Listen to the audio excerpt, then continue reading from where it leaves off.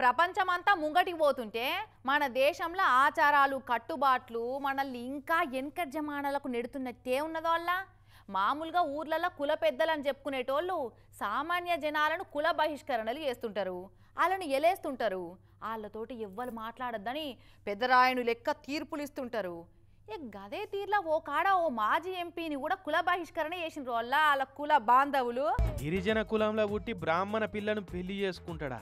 ఈయన మన కులానికే కలంకం తెచ్చిండు.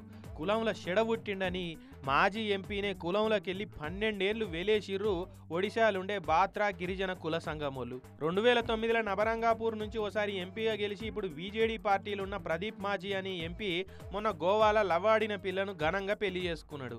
పెళ్లైన తెల్లారే కుల సంఘమోళ్ళు ఇట్లా ఆయన కుటుంబాన్ని 12 ఏళ్లు కులంలోకెళ్ళి వెలేస్తున్నామని ఫత్వా జారీ చేసిర్రు. బాత్రా గిరిజనులు ఎవ్వరు కూడా ప్రదీప్ మాజీ ఇంట్లో శుభకార్యాలకు పోవద్దు, వాళ్ళతోటి మాట్లాడొద్దు అని తీర్మానం చేసిర్రు. అయితే ప్రదీప్ బాత్రానే కాదు వాళ్ళ చెల్లె కూడా నిరుడు బ్రాహ్మణ కుల పైననే పెళ్లి చేసుకున్నదట.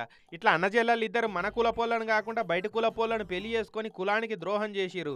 కాబట్టి వాళ్ళకు మన కులంలో ఉండే అర్హత లేదని కులనాయకులు ఈ పని చేసిర్రు. చూడురి ఎట్లున్నదో కథ. కులంగాణోళ్ళను పెళ్లి చేసుకున్నారని వెలేసిర్రంటే ఇక మామూలు జనాల పరిస్థితి ఎట్లుంటుందో చూడురాడ.